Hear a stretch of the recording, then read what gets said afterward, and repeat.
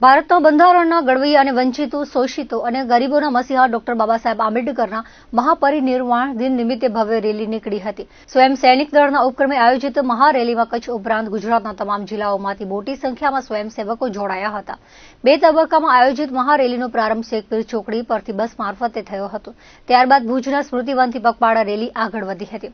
ભુજના jubilee ground ખાતે સલામી બાદ ડોક્ટર આંબેડકરની પ્રતિમાને હારારોપણ કરી ખાસરા મેદાન ખાતે જનસભા યોજાઈ હતી. શહેરના માર્ગો પર જય ભીમ, ડોક્ટર બાબા સાહેબ આંબેડકરના અમર રહોના નારાઓ ગાજી ઉઠ્યા હતા. સ્વયં સૈનિક દળના વિનોદ બૌદ્ધે જણાવ્યું હતું કે બંધારણના ઘડવૈયા ડોક્ટર આંબેડકરના પરિનિર્વાણ દિનની ઉજવણીના ભાગરૂપે આયોજિત રેલીમાં રાજ્યભરમાંથી હજારો સ્વયંસેવકો ઉમટ્યા છે અને ગરીબ વર્ગના ન્યાય અને અધિકાર માટે જીવનભર લડત ચલાવનાર મહામાનવને તેમના પરિનિર્વાણ દિન નિમિત્તે શ્રદ્ધાસુમન અર્પણ કર્યા હતા.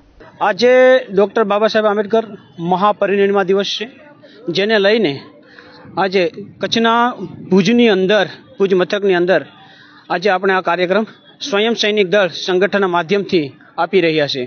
આજે તમે જોવો છો કે આ હજારો નહીં પણ લાખોની જે મેદની છે, જે બહુજન મૂળ નાયકો છે, જે બહુજન લોકો છે, એ લોકો તમને અહીંયા આજે જોવા મળે છે.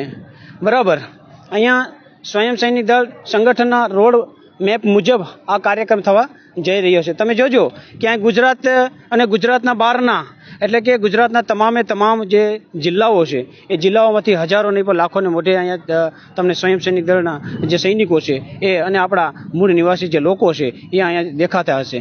જય ભીમનો બધે. હા, આપણે રેલી 2 સ્વરૂપે હતી કે એક લક્ઝરીઓ એટલે કે બસ દ્વારા રેલીઓ હતી.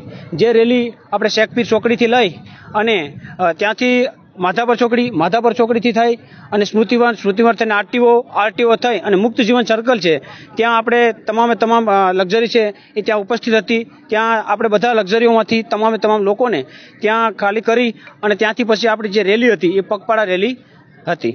પગપાળા રેલી મુક્ત જીવન સર્કલે થઈ અને આપણે જુબેલી સર્કલ છે, જે જુબેલી સર્કલ ઉપર આપણે મહાનાયક ડોક્ટર બાબા સાહેબ આંબેડકરને એ લાખોની જે સૈનિકો છે, મૂળ નિવાસી સૈનિકો છે, એ અને એમના જે સૈનિકો દ્વારા ડોક્ટર બાબા સાહેબ આંબેડકરને મહાસલામી આપી હતી. ત્યાંથી સલામી આપી અને જે સ્વામિનારાયણ મંદિર રોડ છે એ રોડ ઉપર થઈ અને ત્યાંથી હમીરસર તળાવ ઉપરથી રોડ થઈ અને સરપટ નાકા લાઈન જે છે કહે છે ત્યાં થઈ અને અહીંયા ખારસા જે આપણે ઠારસા જે ગ્રાઉન્ડ છે, ગ્રાઉન્ડ ઉપર સભાના રૂપમાં સ્મારક થઈ હતી.